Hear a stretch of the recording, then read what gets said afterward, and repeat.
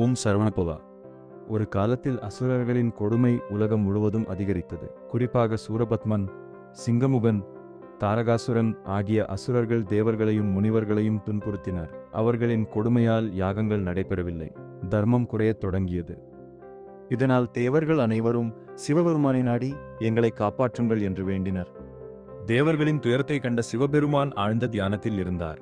அந்த தியானத்தின் போது அவரது 3ஆம் கண்ணிலிருந்து 6 தெய்வீக தீப்பொறிகள் வெளிப்பட்டன.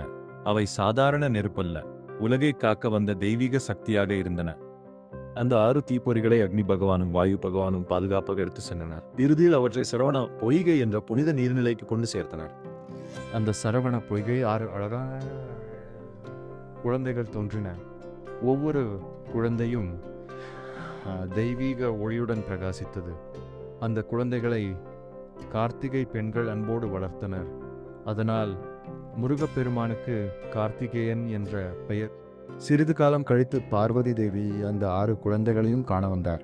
தாயின் அன்பால் ஒவ்வொரு குழந்தையையும் தனித்தனியாக அணைத்தார். பின்னர் அனைவரையும் ஒன்றாக சேர்த்து அரவணைத்தார்.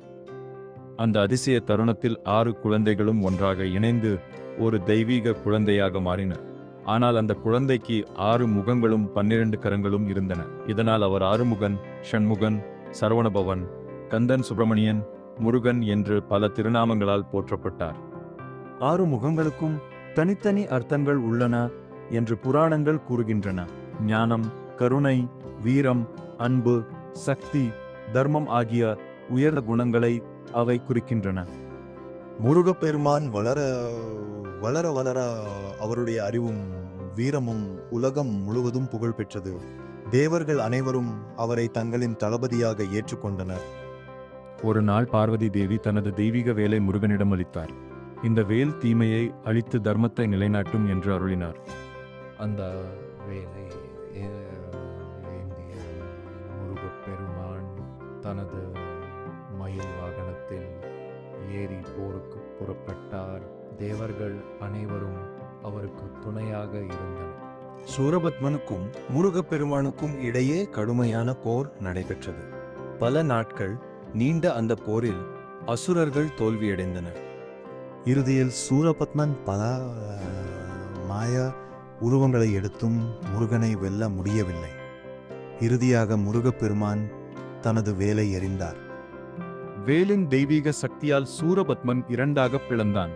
ஆனால் முருகப்பெருமான் கோபம் கொள்ளவில்லை. கருணையுடன் அவனை மன்னித்தார். சூரபத்மனின் ஒரு மஜூரி மயிலாகவும் மற்றொரு பகுதி சேவலாகவும் மாறியது. மயிலை தனது வாகனமாகவும் சேவலை தனது கொடை சின்னமாகவும் முருகப்பெருமான் ஏற்றுக்கொண்டார்.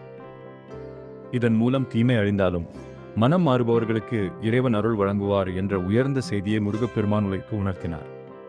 இன்றும் தமிழகம் முழுவதும் திருச்செந்துவார், பழனி சுவாமிகளை, பரங்குன்றம், திருத்தணி மற்றும் பழமுதிர்ச்சோலை ஆகிய 6 படை வீடுகளில் முருகப்பெருமான் அருள் பாலித்து வருகிறார். உலகம் முழுவதும் கோடிக்கணக்கான பக்தர்கள் ஓம் சரவணபவ என்று ஜபித்து அவரது அருளை பெறுகின்றனர்.